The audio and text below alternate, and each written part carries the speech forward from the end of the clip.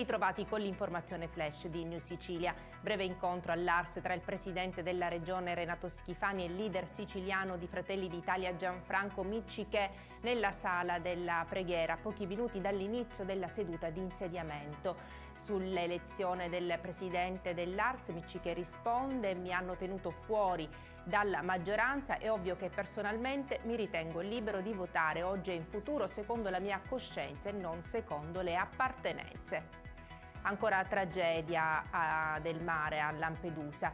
Tra i migranti sbarcati nella notte al molo Favarolo c'è anche il cadavere di un bambino. Il piccolo è stato trovato privo di vita durante le operazioni di soccorso. Dalle prime informazioni sembrerebbe che la vittima sia deceduta per un malore.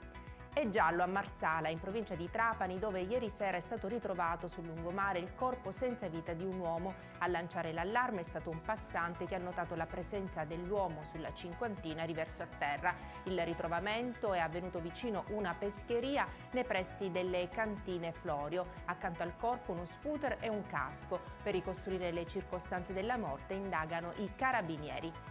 10 panetti di hashish da 100 grammi ciascuno è l'agenda nel quale vi era segnata una lunga lista di clienti e del guadagno ricevuto per ogni singolo scambio.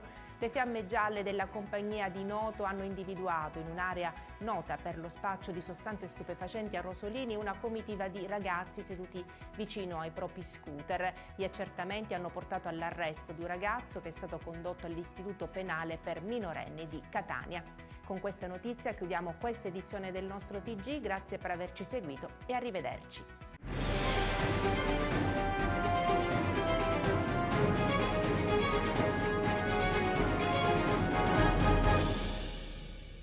Procar, centro assistenza autorizzato BMW e Mini, adesso anche BMW Motorrad, via George Marshall 7, Mister Bianco, Catania.